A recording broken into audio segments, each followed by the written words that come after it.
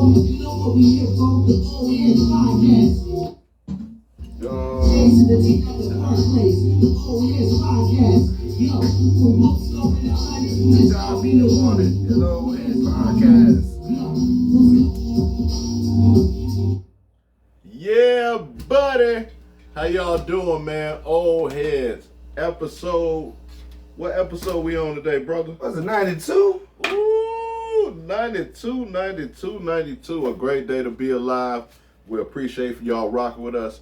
I'm your co-host, Omar, a.k.a. O'Milly, a.k.a. that dude, a.k.a. Mr. Rello. If you know, you know. Episode number 92, back in the basement. Man, the dynamic duo today, of course, Bills couldn't be here.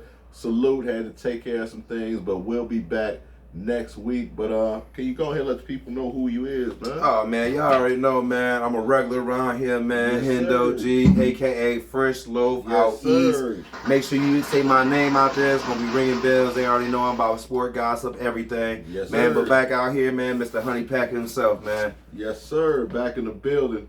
And, of course, how we start every episode, we got to do Hendo's hot takes, man. What's the hot takes for the day? Man, my hot take is, man, Kentucky. Oh, man, y'all fucked my bracket up, man. I ain't gonna let y'all bullshit around it, man. But, man, March Madness has been insane right now. Wow. My hot take is, man, if you ain't been watching some of these games, you really missing out on a great year of basketball, man. These young fellas out here doing their thing. It's gonna be some blowouts, but, man, there's been some great games. Man. Still want to see what that outcome of that Creighton-Oregon game. That's a big game. Mm-hmm. Hopefully Creighton don't mess my bracket up. Arizona looking strong as usual. Purdue looking mad strong, man. They got somebody deal with that grown man over there, Zach Edey. Man, but yeah, man, make sure y'all catch some of these games, man. Some great fundamental games going on, man. Sometimes watching these tournaments right now just make you appreciate basketball at this most fundamental level, man. Just, you know, sometimes it ain't about running and gunning, but shit, sometimes it is. Yeah. Shit, sometimes you got to pound that paint. Shit, sometimes you don't. For real. You know, letting them boys play. It's just nothing better to watch than a bunch of young fellas out here playing the game at one of the second's highest levels, I would say. I agree. March Madness is one of my funnest times of the year. Of course we're going to do our picks, who we think going to make Final Four, men and women. But before we do that, I wanted to touch on Aaron Donald. He retired, but where would you rank him all time amongst defensive linemen? Now, let's keep in mind, Lawrence Taylor is excluded because he was a linebacker. Yep. So I think I'm going to put Donald. He has to be in my top 10. No specific number as of right now. I really got to do a little bit more research on him, but he's definitely in my top 10. The man was an absolute monster his whole career. I'm talking about multiple defensive players of the years. 3. A lot of them was back-to-back, 3. consecutive. Yeah, 3.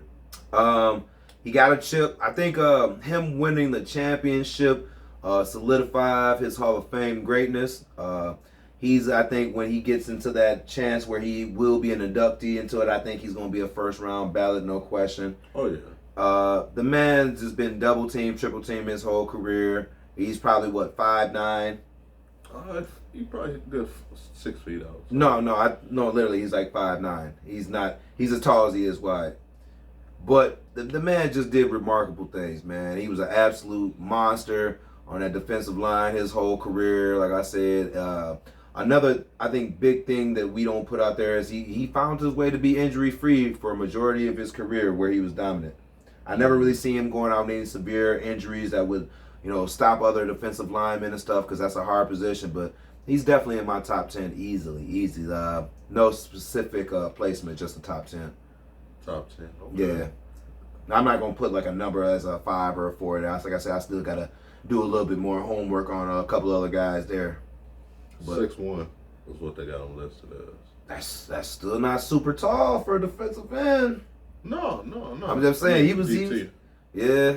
Well, you can really put him anywhere. Right. I got him 4th all time, behind Reggie White, Bruce Smith, huge Deacon Jones fan. Yep. And then I got Aaron Donald as far as defensive lineman. I think J.J. Watt probably would have been up there if he would have stayed healthy. his whole career. What about Lil Bro? Who? DJ. Oh, TJ, he's a linebacker. Yeah, he's an outside linebacker because they part of 3-4. Yep. So he, a linebacker.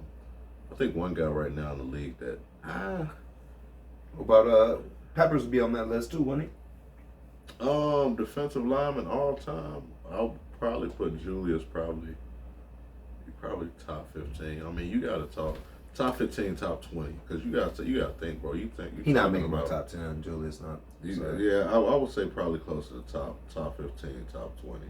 I love Julius Peppers. I remember watching him play basketball in Carolina, and I didn't know he was a football player till football season came around. And man, you just got to think, bro. It's a lot of good. Also a phenomenal basketball player too. Yeah. People forget about his basketball prowess. He caught some hoops. Phenomenal. It's phenomenal. I think for his size, he could. Yeah. Just like I'm gonna tell you another person who decent. Myles Garrett. Yeah, Myles Garrett. Now for his size. Now Myles Garrett, when it's all said and done, can creep into that top 15 greatest defensive lineman. If Myles Garrett wins a Super Bowl, we can talk about somewhere in like maybe the 8-9 position. I think. Not for me because he doesn't have a defensive player of the year award. If he was to get to a Super Bowl, the defense would pretty much have to rally on him. That's why I say it that. They got a great defense.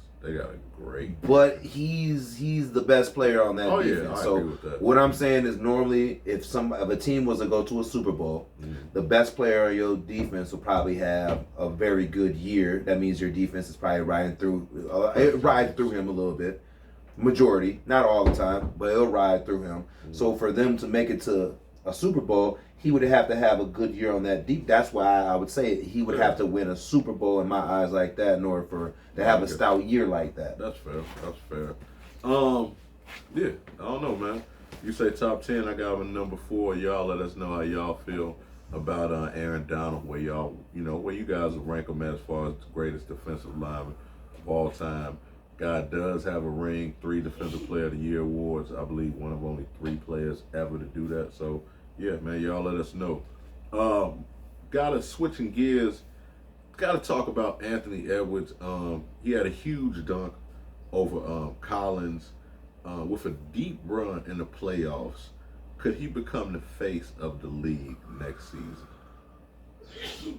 I think that he's in a potential situation where he could be. I think the real face of the league has to be more like, I think they're having a great run this year, but when I mean this with all due respect. I think the face has to be more of a winner. I know they're having a good year as a team right now, but more when I think of maybe like the face right now, I kind of think of maybe like, Joker or just the face of the league.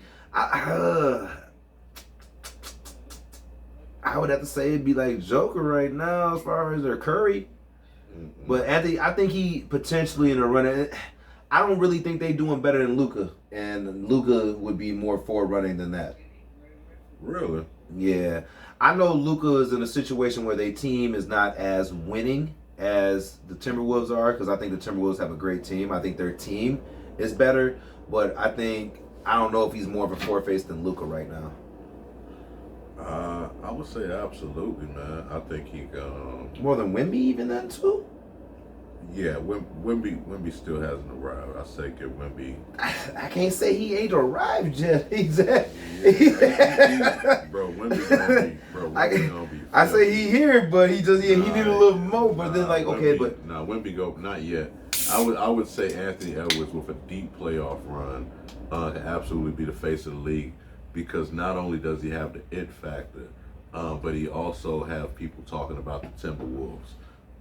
I think his popularity has only grew because people thought once Cat went down that team would implode, but Anna's been showing people that the Wolves are a legitimate team. They're third right now in the West, and he's not only doing on the offensive end, but he's also doing on the defensive end. And Cat's out for the year, right? I think he can come back playoffs, if I'm not mistaken. I have to look. I always thought that the Timberwolves were going to be a good team with the team that they have right now, currently in what we call this probably year 2 of getting all their pieces and actually playing for them. I thought they'd be the better team, but the thing about the Timberwolves sometimes, and I always will say this, is like sometimes they'll play well, but like their youth will always catch up to them and make them play in like sporadically and not more as a team when they get to like more game times. We watched a lot of, I think we've seen them come together a little bit better this year, regular season. Yeah. But I'm just not really too sold on the chemistry when it comes down the line. Like I feel like they just rely sometimes too much on Ant scoring, and then sometimes Cat comes in, he just wants to shoot threes. But I will tell you this: out of all the years I have watched Cat play, I think this year he's actually rounded his game up to make that three actually complimentary, because he's been attacking a little bit more and drawing fouls, and I do like that version of Cat. I like and I that. told them, and I've said, several times, when Cat plays like that, that's championship winning shit right there. When he can go inside. And when you just don't settle for it, and you make him settle. jump, and you going. I felt like he settled for threes and stuff like that, but now he's being more aggressive. He's getting active. And that's what the team needed him You're to not win. Brian Cook. You're an Right. all-star. You're Right. an all-star. You're not just Brian Cook. Talking about, keeping with basketball, of course, it is March Madness. Check out next week's episode. It's going to be all college ball. March Madness, we pick our Final Four picks. Coming out the men, who do you got? Final Four. Hold on, let him. I'll kick I gotta it get off. to my list. I'll kick it off. Coming out the East, I got, of course, Fighting Illini, my favorite team. I gotta take Illinois. Terrence Shannon, Chicago kid, 6'6", will be a first-round pick. He's a phenomenal scorer. Averaged over, I think, 34 a game during the Big Ten tournament. Averaged over 23 a game, maybe even more during the regular season. Big-time scorer. Spearheading that Illinois team. Coming out the West, I got North Carolina. We were just talking about Armando Bacot. I love his game. Senior. And that senior comes to be the theme around here as, seniors, in college. You're not being a lot of one and done guys anymore. Those senior-led organizations, senior-led programs seem to be, Work out better. Yeah, we seem to be working out better. I got Houston coming out the South. I love that team.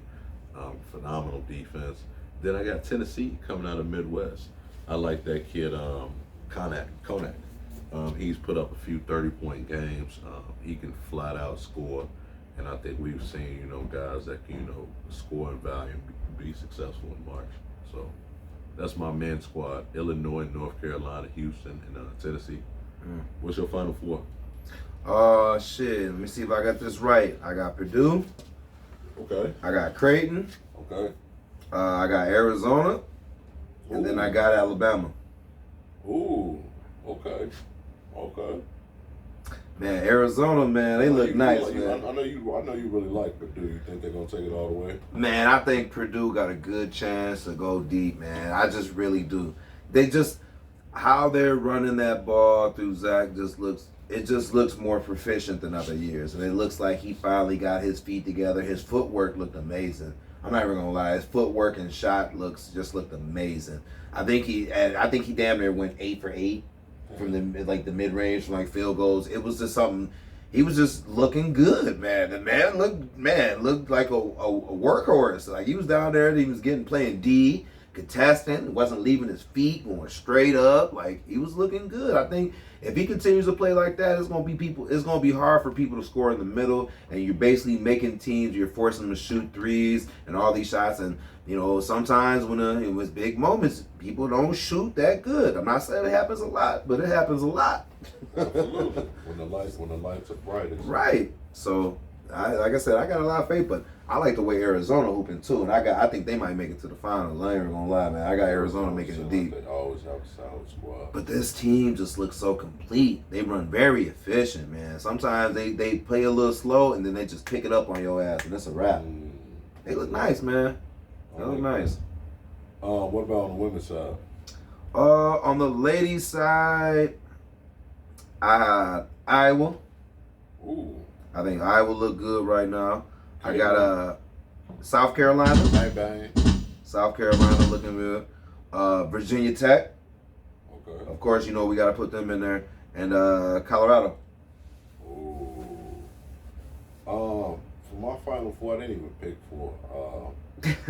South Carolina, man. Man.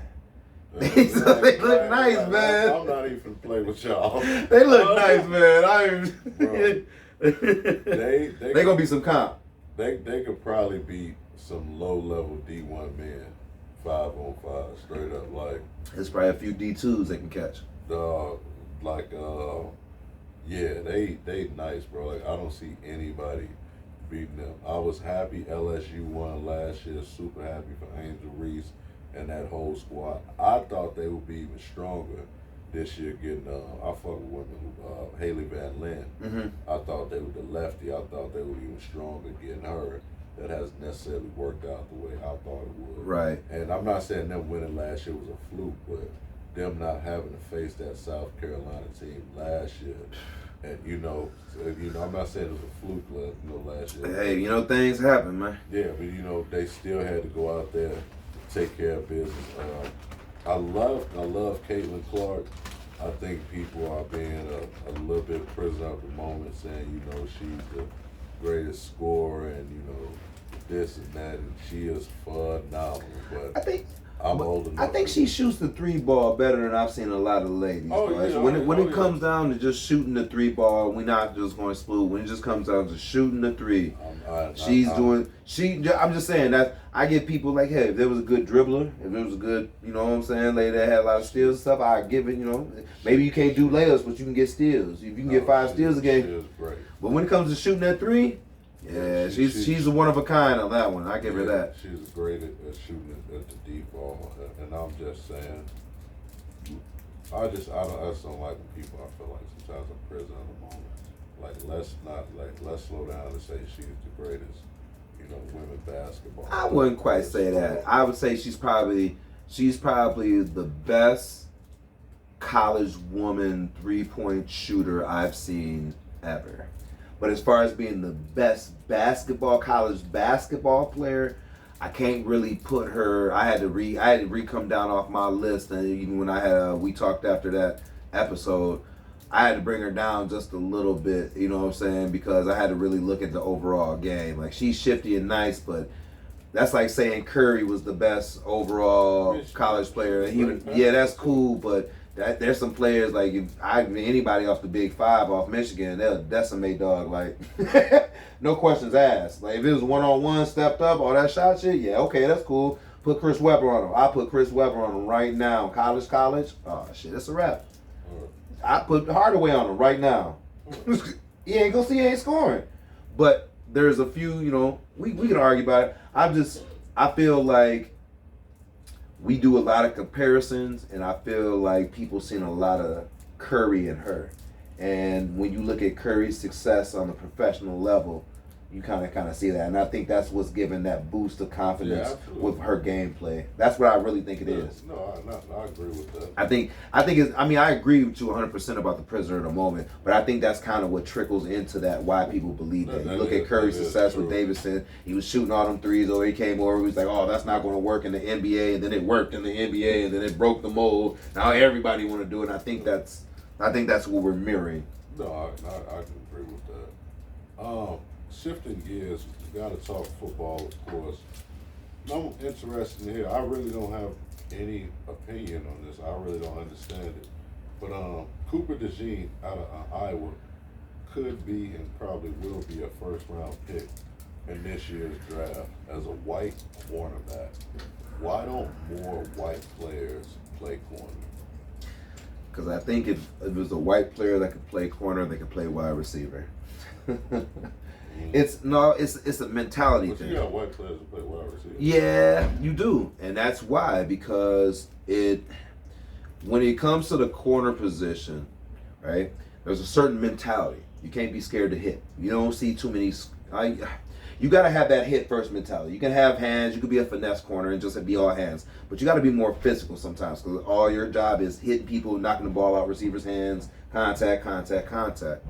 And if you're willing to do that, you'll probably be like a slot receiver. If you probably have good hands, you'd probably be just better off being a slot receiver, just like any one of the white receivers that play for New England, Edelman or anything. If you could just do that and not be scared to go over the middle like that and take that hit, if you're not scared to take hits, you might as well just be a slot receiver. You'll get paid. I'm not saying you don't get paid at corner, but when we think of this, you gotta be really fast and you gotta be able to break at an angle. And I think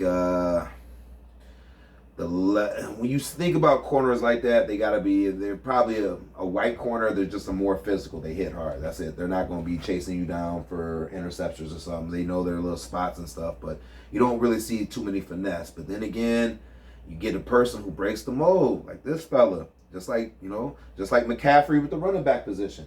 You don't see too many white guys run like that.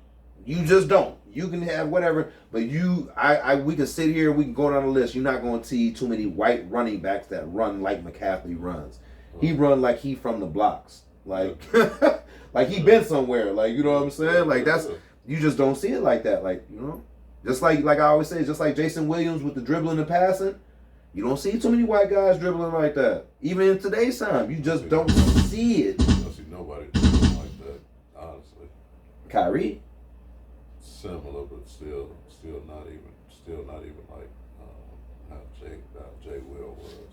I mean, I still get glimpses of like Harden doing it too. Jay Will was more flamboyant. But so is Harden.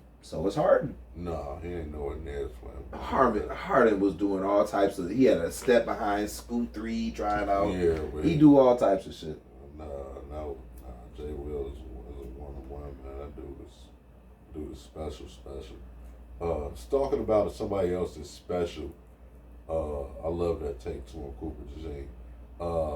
Justin Fields, definitely never say Justin Fields is supremely talented. Athlete and football player. Is he the future franchise quarterback for the Pittsburgh Steelers? I don't think he's the future quarterback for the Steelers. I think he learns a large portion what he needs to be a future good quarterback somewhere else with the Steelers. I think he goes there and he learns from Mike Tomlin. I think he goes there. Baker Mayfield kind of thing. Sometimes, even Geno Smith. I see what you're saying. Sometimes quarterbacks gotta go and learn a little bit, and you gotta go through what I call the roundabout. Some guys just don't come in the league shock and awe. Like, you see the talent, but they never get there. And sometimes, it's due to how you got picked up and who was, defensive coordinator, offensive coordinator, head coach, defensive minded. All that has a lot to play in there. Every factor that gets there. But when you go to other teams, you learn some shit. You just take from what you learn. I think he's going to be one of those guys. I think he goes here, he has a mediocre debut or even a whole career with the Steelers, and I think he goes to another team after that, and I think that's where we're going to see the best version of Justin Fields. I think he goes to another team like the Jets, or he goes to a team that's like low budget him after he learned all this stuff, and he shows the fuck out. We watch a lot of guys get better late in their career. We dog them early in their career. I think Kurt Warner was one of those guys. He's started playing football, wasn't really good. He was all right, he can take throws, but didn't really get good until the end of his career. On the back end, Josh McCown. Guys, I'm just saying, guys who got better. What's my man Fitzmagic. We can say all these guys, but they got better as they got older. Fitzy. The reason I bring up Fitz is because, he had to be good enough. He stayed with a starting position. He went to several different teams, stayed with a starting position. Somebody was looking for somebody. He took a few teams to the playoffs. No, Ryan Fitzpatrick's issue was he was fine if he was taking over for somebody else, but when it was time for him to become the man, that's when he would crumble. Either way, I felt like his career got better as he got older. Some guys I feel just take a little time to get where they need to be, whether their journey, starts here, ends there. Some people do. I don't know, bro. I think I would have to disagree. You can't. There's not really many players, and I think a lot of it. I guess the best way that I can say it is, I feel like organizations ruin really good players, and I think it's really hard for a first round pick, especially a quarterback, to fail with that first team and then go to another team and beat them, man. But if you're a really good player, then you're winning games. So that's the whole thing. Because we sat here, we sat here and we talked about like rookie quarterbacks this year, C.J. Stroud and all that, but yet that's C.J. outlier though. He what? He's an outlier. How so? Most rookie quarterbacks don't win like that. I mean, Russell Wilson did. No, Patrick Mahomes did. No, he didn't. I mean, but they went to a far level of success though in their first couple of years. Right. We're talking about what said first year. We're talking about first year, rookie year. Rookie year, Patrick Mahomes didn't play. But if it was his rookie year, he had to be playing because that's his rookie year though. No, he didn't. No, his first year of actually playing is what I'm saying. That's what I count. I'm counting his first year of playing. Oh, right. That's first. Right. That was his second. But that was his second year. And then how far did he go though? I believe That was the year he started. I'm talking about when he started. Yeah, when he started. Yeah. But still, but that's still his second year though. I guess, bro. It was. I'm looking at when they start like sitting behind a guy. That's cool. I get what you're saying. That means a lot to sit behind somebody. That helps a lot to sit behind somebody. Like that's been proven. Like Lamar Jackson, Patrick Mahomes, Herbert, like all these guys like sat behind somebody. Like that's something that happens with a lot of QBs. Yeah. I mean, I don't see, and it seems to be successful. I mean, guys get to sit on the sideline. And then all the guys that you name, with the exception of Patrick Mahomes, they not winning shit. It seems to be a good philosophy, but you only out of one of those guys only got a Super Bowl ring. So how is that a good philosophy and good? Because they're still winning games. They not winning games. The Chargers are in dismay getting new stuff. Baltimore is just starting to get to where they is, and now this nigga's won his first two playoff games. Like that's not a good position. Lamar Jackson's won 75% of his games. Regular seasons. We talking, but when we talk about just going to like what I said, when we talk about going further, I get that we've had this regular season talk, but we talk about further. He's won two playoff games. Like I was going on. Nobody's winning games. Nobody's winning championships with Patrick Mahomes. Nobody. Who? No one is Patrick Mahomes, Tom Brady. That's who's winning championships. So what I'm saying is that at some point I want quarterbacks that at least is giving me a chance. I need a top quarterback that's going to give me a chance. Those guys that I named, they're super fucking successful. Nobody, they're playing against Jordan. I would say two of them are successful. I don't think like some of the other guys that we'll put on that list, like Joe Burrows and Herbert. Joe Burrow played his first year. But yeah, and he did really fucking good. No, he got hurt. But he was doing good, is what I'm saying. That before the injury, he was doing good. I know he got hurt, nigga. But he was doing good. You got some players that play their first year and they play well. But you also have a lot of guys who sat, and then after they sat for a year, they end up playing. Steve Young, no fucking different. Deshaun Watson didn't sit though. No, Deshaun, but it's situations. I know, that's what I'm saying. So basically what I'm saying is whether you sit or where you come in, it matters on how you play regardless, my guy. That's what I'm saying. It matters on just your performance. At what time, if you're a really good player, does you show up as a good player? We've asked this question about several other quarterbacks, and they've done it. We asked that question about Jordan Love. When he came in, he was playing shitty and all that. Yeah, and I get that, but there was time that year he came in because dog got hurt, and he played how? He played well. That's what I'm saying. All I'm saying is That was after 3 years of being in the system.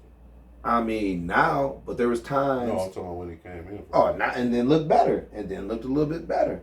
Right, but that makes a huge difference after being a rookie and coming in. You don't But know the system. but like I said, coming back with Fields though, sometimes you have to be a journeyman to come through and find your niche on how you want to play. I don't think he was put into an offensive minded system, and I think going over to Pittsburgh, you'll get a little bit of that mind because then you'll start playing different. Because Mike Tomlin, he plays a different style, all right, and he coaches differently over there, and I think that's the type of coach he's going to need to get that mindset of being a winner back again. Because right now he doesn't have the mindset of being a winner. I think he goes to the Steelers. I think he gets that mindset. He learns a lot from Russ. All right, somebody who has a similar talents and skill sets as he does. To my eye, they're about similar. I think he learns from him, and I think he goes to another team, and we see the best version of him. I just think sometimes guys have to go through that learning tree, as you just alluded to, sit behind guys and stuff, learning something, which he has the chance to do. And on the back end, like you said, Jordan Love, 3 years in the system. He goes over here for 2 years, 2 years in the system. He can figure something out for somebody else. He could go to Oakland and be their best quarterback. He could go somewhere and be somewhere. We don't know what situation. I think him going to Oakland would be their best fit. If he happens to leave the Steelers after 2 years. Vegas. Yeah, I mean Vegas, the Raiders. I would think that would be the best fit because they'll have some new talent they could get some receivers. They have a decent to somewhat offensive line, defense they could probably work on, but by then they'll have some different pieces over there. In 2 years, I'm just saying a team that he could run and feel comfortable running. It couldn't be Houston. It can't be the Texans. It ain't gonna be Miami. It ain't gonna be the Chargers. You know, you can go down the line. I think if it doesn't happen in Pittsburgh, I think he'll become a bridge quarterback. Like I said, I'm wishing him Like a Winston? Yeah, like a Jameis Winston, a bridge quarterback, or even a Teddy Bridgewater, a guy who, you know what I'm saying, if you finna draft a young quarterback and you need somebody that's gonna be a pro to run your team for a year or two. See, but then we talk about it, it's like I don't know if I want my rookie learning. You know, I don't know if I want my rookie learning. I mean, I just haven't, and this is not an indictment on Justin Fields. It's just I just haven't seen first round quarterbacks, with the exception of outlier of Geno Smith, who are not successful with that first team, go somewhere else and then become the guy. Now I would say Baker Mayfield. I was about to say, yeah, definitely Geno and Baker. I would say are maybe the only. Alex Smith. Yes, you got to put him. Yes, you got to, because he's been to every team and been the guy, and he's gonna be the fucking guy in Atlanta. No, but that's what I'm saying. Though. He was the guy in San Francisco. He played well in San Francisco. He just got hurt, and then went to Kansas City. See, but all right, okay, then then we can put what's my man that just left the Vikings. Ooh. The quarterback. But he played. That's what I'm saying. He played Redskins. Well. Yes, he played well with the Redskins. Played well with the Vikings. Then he finna play. But that's when Justin Fields did not play well with Chicago. Now I'm not blaming that. I'm not putting all of that on him. But I do have to put some of that on him. Like I do. Like holding the ball too long, the interceptions, the fumbles. I have to put that on him. Now, that's not saying that he's not talented. I'm just saying I think he has to make this happen in Pittsburgh. Otherwise, I don't see him being a franchise quarterback. For one, a lot of history doesn't show, you know what I'm saying, that really happens to guys who were first round picks and it doesn't work out. Now, yes, you're right. There are some outliers. Baker Mayfield. Cordell Stewart. He got drafted by Pittsburgh, though. But he didn't. And he went to 2 other teams after that. Still wasn't that. He wasn't a franchise quarterback. Cordell was not a franchise quarterback. You were great on blitz, but he wasn't. I love blitz. Y'all need to check that out. but he wasn't a franchise quarterback. You said great on blitz. I did. Yeah, that was my joint. Was it like? It was only like 3 people on the field, wasn't it? It was 3 linemen, 3 linemen, 3 that's what it was, receivers, 3 receivers. a running back, and maybe the QB. I don't even think it had. Maybe it was a running back. That's it. Yeah, I think you can either have them 3 out or 1 back, but it'd be 4 total receivers. Yeah, that was my joint. Because you can run the I could throw it to Dude, go for it, yeah. go for it. No, you good. Touchdown. Yeah, that was my joint. But yeah, I don't know, man. I would definitely wish him the best, man. But talking about the Bears, where would you rank Ryan Poles amongst other GMs in the league? And where does last year's trade of #1 pick rank all time if we get a franchise quarterback for the next decade, similar to Matt Ryan? I put him in Excuse me. top 5 for GMs right now. Wow. Just because he came in instantly and made some big moves that kind of helped a budget that we were fucking up. That's the best way I can do it. Before Poles got there, we were like, man, we had like 20 mil to our name. Like, we were in a hole damn near. We were giving out outrageous ass contracts to all these guys for doing mediocre work. I believe Khalil Mack was owed like $120 million still. Raekwon wanted the world's biggest linebacker deal, and there was just a lot of big contracts we were owed, and he came, he cleared that up. He got us some pieces, like, you know, I still put that Claypool move up there. It's not our fault that Claypool turned out to be just a lackluster receiver and a player. That's not our fault. That was a great move. You know, it was a move met with intent. The fact that we were able to acquire DJ Moore has to be just something to be told, because dude's a top 10 receiver easily. And the fact that you were able to finagle that and then get us some more picks and to go in there and look at all the picks that we got out. He's just doing, to me, he's doing a very good job of acquiring the needs that the Bears drastically need to be successful. A O-line, a QB, weapons on the receiving core, defensive positions, linebackers, corners, safeties, defensive edge. The fact that we got, you know, Sweat. Like, this man's pulling moves. Like, the Bears are just, as far as teams are on the up and coming and develop side, the Bears have to be entering that question every time. You know what I'm saying? As far as like, we're looking better. They got DJ Moore, 2023 first and second round picks, a 2024 first round choice, and a 2025 second round pick. That's just a good move, dog. That kept us in the game. Those are, and then that's to add whatever picks that we got. We got DJ Moore and 4 draft picks. That's amazing. I'm sorry. That's a pull. You not finna get that off too much. You know what I'm saying? So I think what he's doing over there, I gotta put him up there. There's a lot of teams making good moves, and I think we're in the top 5 of a team that's making good moves. As far as what we're going to do with these moves and how we're going to use them, that's something yet to be determined. But I feel like, you know, that's high. Go ahead. I feel like we're in the top 5. That's high. What was the other part? What would you rank that trade all time?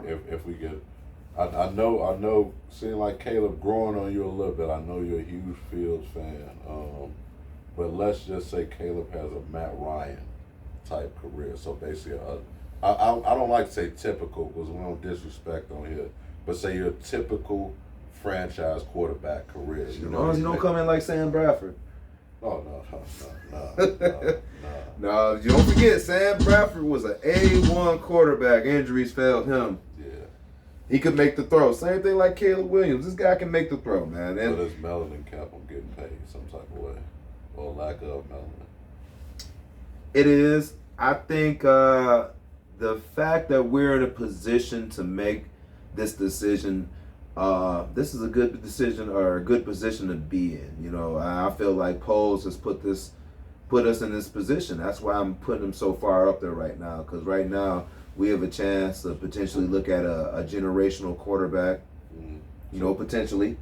And this is a great position. If you pull this off, not only did you acquire probably one of the meanest duos in a wide receiver core for us that we've probably ever had, but you also pulled in a possible generational talent, and then you acquire some, you know, pretty decent pieces on defense. You look like a genius. What would you rank that trade in all time?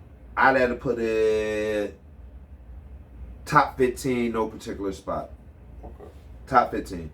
That's crazy to get a top 10 receiver and 4 picks. That's, man, when we win the Super Bowl in 2025, we gonna be thanking Pose for all his hard work.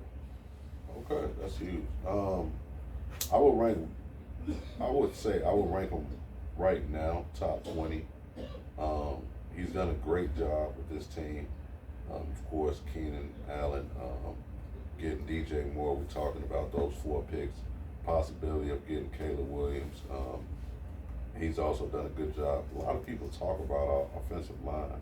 But when you look at PFF and you kind of look at our line was nowhere near as bad as people say it is. Not as bad. And one thing, they're young. PFF can be misleading. Oh, absolutely. And the reason I say this is misleading because 2 years ago we had a very, very high PFF rating for that line, but we were doing a lot of running. And our run blocking was amazing, but our pass blocking was atrocious. Yeah, no, I agree. But that's why I say it can be misleading sometimes. That's why I always interject that. But we're also really young at offensive line. True. So I think that's going to really start to come together. Getting some veterans on that line to help solidify that should help. Or I say will help. Getting an actual center. Yeah, actually having a real center. Man, I would, and like I say, I would have to say top 20. I think right now, just because it's far too early to say. I think to put him in that top 5 range. As far as like Caleb's development, or as far as he even pans out. No, not even that. I think as far as when you look at other GMs around the league, who's making more moves? It's not just about necessarily making more moves.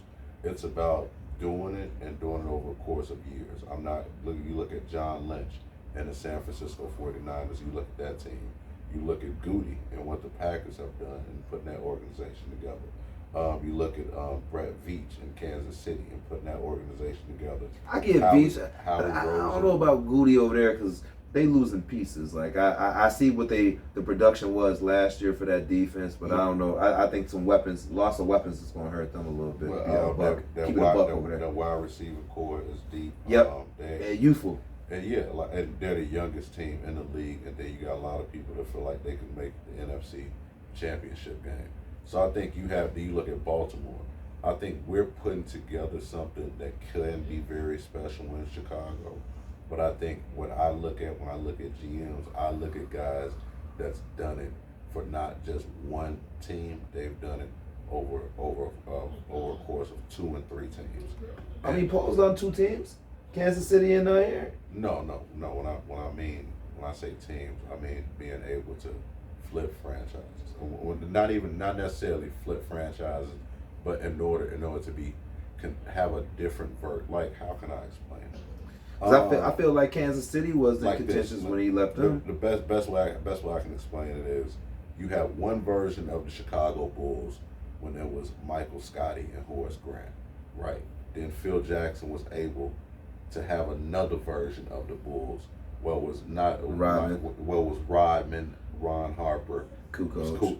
Yeah. That's what I mean. When a GM was able to, like with Bill Belichick. I mean, he only really, he's just getting started though. We gotta, like I said, he's one of those guys that I'm going to give it. That's what I'm saying. I can't put him in that top 5 yet. I love what he's doing. The reason I have no problem doing that is because I'm constantly seeing current growth every year, regardless of the situation of the win record. I'm seeing growth within the team.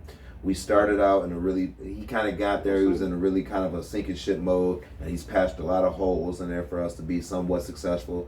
Granted, it didn't work out the way we wanted to, but the potential was there. No, I love the movie. That's why I'm thinking like the potential, the actual, like it's not our fault that like I said. Right. Now I would say that, but right now, I'll put him top 20.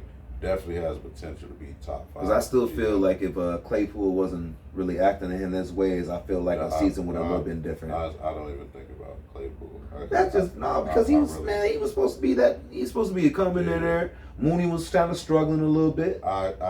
In hindsight, I should have known that wasn't going to work because if you're a wide receiver and you don't work out in Pittsburgh because of your attitude, you're not going to work out. We've seen it too many times. We've seen it with too many players.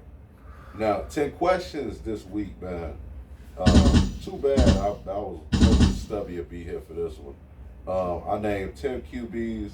Hendo, you tell me if Justin Fields would have had a better career than these quarterbacks with an offensive head coach and weapons. Now, when I say weapons, I just mean I got solid running back, a true one, true two, and a decent tight end. Number 10, Jay Cutler. No. Jay Cutler got an arm. The only thing that was bad about Jay is he trusted his arm too damn much. He just thought he could fit it in anything. And that motherfucker was throwing rockets to the other motherfucker. True story. He got an arm. True story. I was at whatchamacallit in the Dells. Chubby's, right? Walking in there, and I walk past a VIP room, and it's Jay Cutler in there trying to throw darts into the hopeless tight hole. I can see it. Trying to get it in. He thought he could just throw it anywhere. Man, I don't think he had that. Jay. I'm done. Jay had an arm, man. He had just a natural throwing arm. That's the one thing I think dog ain't got. Number 9, Phillip Rivers. Hell no. Not even in motherfucking close to a boat, man. Phillip was out there chucking at this. That motherfucker.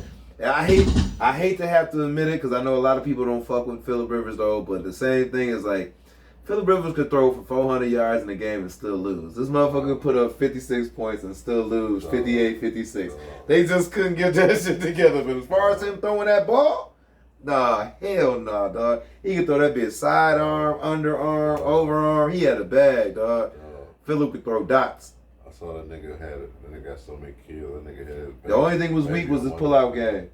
For real. That nigga was in the game, had the baby on his motherfucking chest and the thing.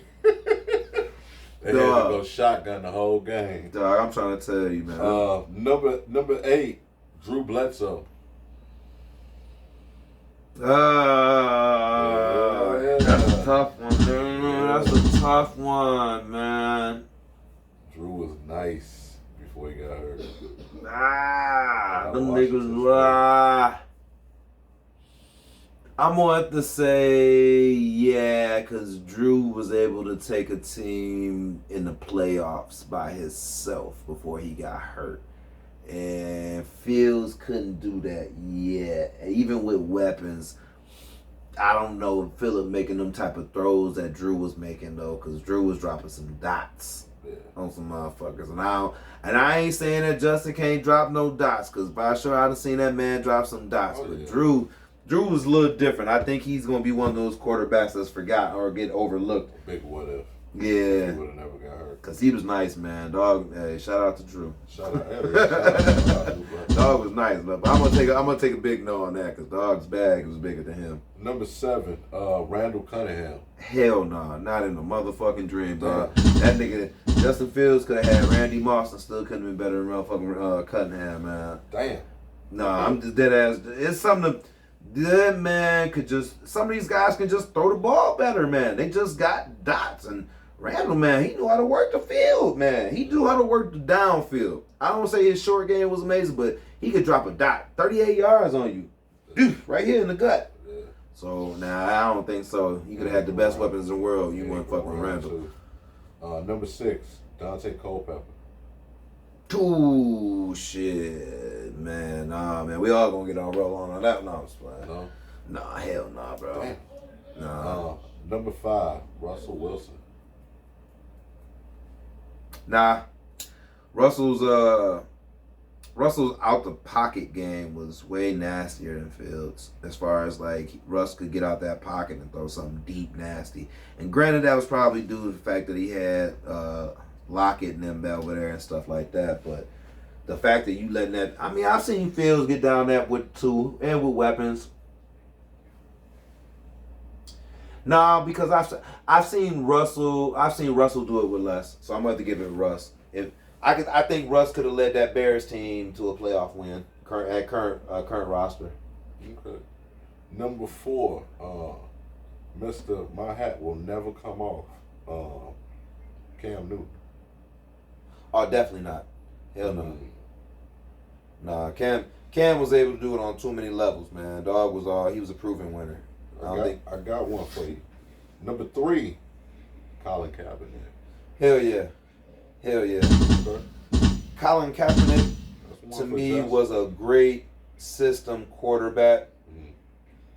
But he just worked really well for the fucking system. Just like Brock Purdy works well for that system right now, he not going anywhere and duplicating that same shit like that. And I feel like he probably would have.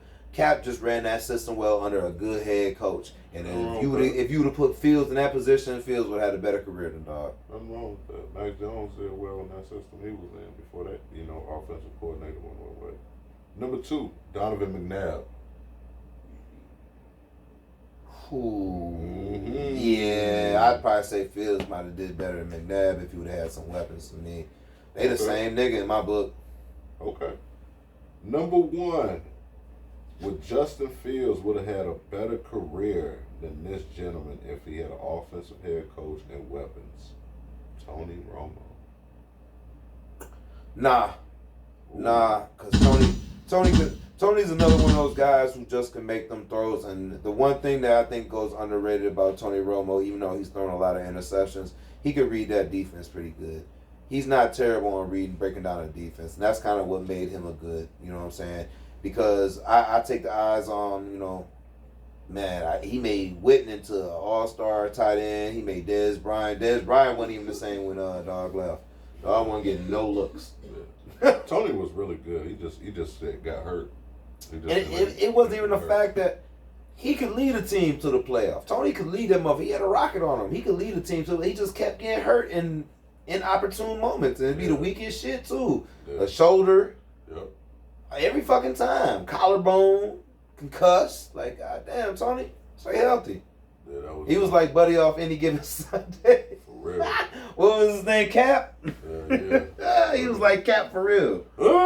And then football player. And then Willie Beeman, that was Dak. He came in and took his shot. That's what I always thought they did that because of them. That was a Cowboy story, man. He given Sunday, based on the true story. LT was that. No. For real. Cutting people hammers in half. Who was talking about the defense? He should have. It was yellow. Yeah, that was. He said, well, if the defense would have did their job, we probably wouldn't have lost. Oh, yeah? Don't let Shark hear that. He said, what? Shark was in there doing. They said, what? Man, I know this motherfucker ain't saying that. They was fighting off. He was fresh off a strip. He said, hold on, Shark. He put the bitch over there. He said, man, go hand me my tools. Dog. Snap. Bro, I would love. Yeah, bro, that's a different story. Don't touch me. I'm worth $1 million. For real. That's all gone that night on a parlay. To the dope house. That too. Sending this up. That too. Trade yourself this week, man. Y'all don't notice how we end every episode. It's a nice way of saying, fuck you.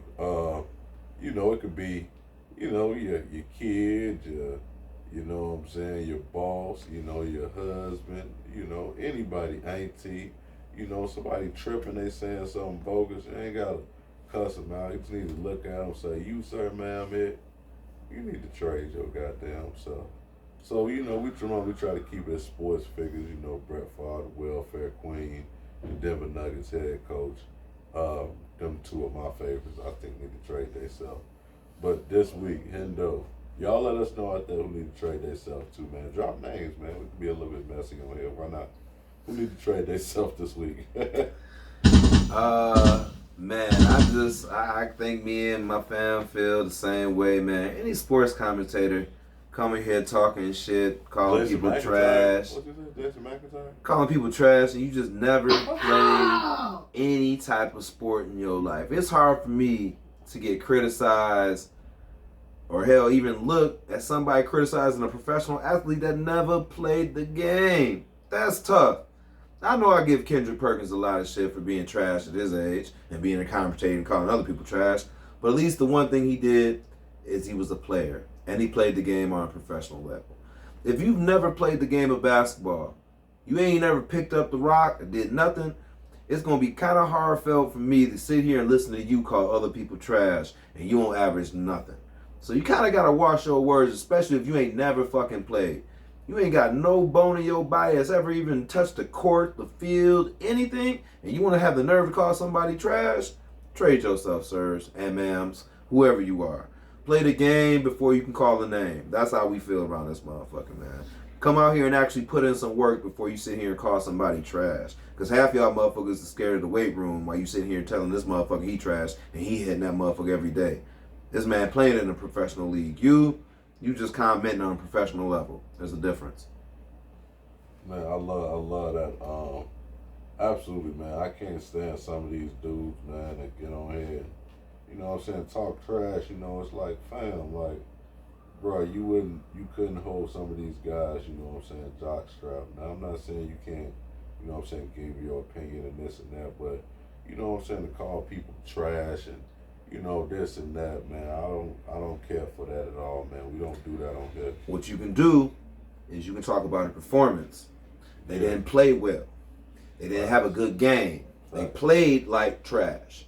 But to sit here and call these people on a professional level and say that they're trash, even Giannis. We sit here and we'll joke about Giannis all the time. We'll say that. But this man is getting paid a professional check on a professional team playing against professionals. All right? I can't sit here and call that man trash. I can say sometimes some of the shots he put up is trash, but he's not trash. Not at all. Not at all. Not at all. Jason McIntyre. But I'm going to save him for next week. Who need to trade themselves this week? RG3, and for his comments on Caleb Williams and how he should pull an Eli man and refuse to come to the Another nigga we don't need to be listening to. Your career was ass. Don't do that. RG3 was really, I was a fan. I watched him at Baylor. You were really good. I'm not going to say that you weren't, man. I understand you got injured. That was horrible. But, man, that was out of pocket, bro. I feel like Chicago has done a lot of good things to support this young man. You got basically two #1 receivers. You have a scoring tight end, another tight end, Nicole Kmet, that can block and score. No, that's the scoring tight end I'm talking about. Yeah, because Everett's not really a blocker, but he's a receiving tight end. And Everett, you know, then you have your traditional tight end, Nicole Kmet. Swift. And then you go out and you get DeAndre Swift, who's I believe top 10. I believe it's 6 in the league last year. I think so with the Eagles. And rushing, and can also catch out the backfield. That offensive line is young, is only going to get better. You made moves to get a center. I felt like they're doing everything that they possibly can do to build around this young man. And like I said, we're still another year or two away. If we win 8 games, him as a rookie, that's still a good season for us. You know what I'm saying? So, and I personally, I would like to see us get a left tackle at that 9 spot. But if we don't, say we get a Roma Dunze, Keenan Allen, we only got him for 1 more year. Slot him in next to, you know what I'm saying? Slot him in next to DJ Moore. I just feel like receivers are always a dime a dozen. I just feel like you either do one of the moves, you either secure up that line, or you go get verse. Olu will be there. He's super young. I think Joe ought to be gone, but I would like to see us get probably Olu Fashanu out of Penn State. But still, I think therefore you got your right tackle and your left tackle. I like that. Don't get it wrong. I just think that we're cycling in too many linemen. We got linemen. I think we go. You always need more. I know. They get hurt. I just think we go. I think we go issue last year with verse, Jones. and we complement Sweat, and we pull in verse and let him play out the other guy that we just picked up. I'll take Turner before I take Sweat. I mean verse. Ah, see, I think verse complements him. I really like what you call it, Dallas Turner. Yeah. I like Dallas Turner. I don't know. Maybe I'm just favoring verse too much because I really like. One thing I love the fact that guys coming out of SEC. Yeah. And you can be dominant there. That's the closest thing to the NFL. So, but I don't know, man. You already know what it is, old heads. Excuse me, my fault, y'all. My fault, y'all. I'm a little tired, man. I've been up since 5:03 this morning, but hey, we gotta bring y'all this content. 1 second. You got anything planned for this weekend, brother? Man, watching all the rest of these March Madness games until my eyes roll back in my head and then go to bed. That's about it. And I'm gonna see probably catch some of the good games in the NBA, man, since we closing down this regular season, man. Finna see who's squeezing into these play-in spots, man. Hopefully these Bulls can do a little something. They not blowing me away, but shit, they don't look like they giving up neither, but shit. It's a lot of good teams out here still trying to make this little play, and we're going to see who will make it, man. I'm all for it. I think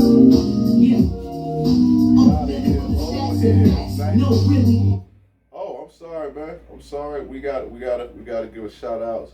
Of course, we gotta give a shout out to our brother Focus over at A Breath of Fresh, Jackson Street Plaza. Check them out, man. And if you're in the La Crosse, Wisconsin area. Also, Press Break, man. I forgot about y'all last week. They over here on the north side now. They got the cheesy beefs, all that stuff. The Chicago Dogs. Check out our brother Fred at Press Break. Also, DJ Manuel. I saw the brother at Festival. I gotta bring him back on. Special guest. Download that app, bump that radio to talk about the weak ass Vikings. Talk about the Vikings again, weak ass JJ McCarthy. We don't do that. We do Hollywood. We do Caleb Williams over here. But anyway, also gotta give a shout out to King KO Car Wash. Cuzzo, man, if y'all need them cars washed, detailed, back open season, check them out over on La Crosse Street, man. Also, Captain Kush, man, brother, come holler at us. If you're in the Winona area, he's a phenomenal artist. Great t-shirts, Captain Kush. How you doing, brother? Always welcome to come back to the basement. We appreciate, as always, y'all rocking with us. Man, episode 93 gonna be epic. We're gonna be talking nothing but college ball. You see us in the streets, man. Tell people, man. Tell somebody to tell somebody to tell somebody. Like and subscribe, man. It don't cost nothing. Cehendo, Ceehendo on YouTube. Also, Old Head Sports Entertainment Podcast on YouTube, man. Check us out. Like and subscribe. Don't be dusty, man. Why would you want to be dusty? Like, that's weak as shit, man. Don't be dusty, man. Don't be a goofy. So, Old Heads, man, we appreciate y'all rocking with us. We out of here. 92's a wrap. No head Joe, gon' tell you the truth. Be out, listen info, you know what we here for. The Old Heads Podcast. Yo, we come from Don't Chase to the team at the Barclays. The Old Heads Podcast.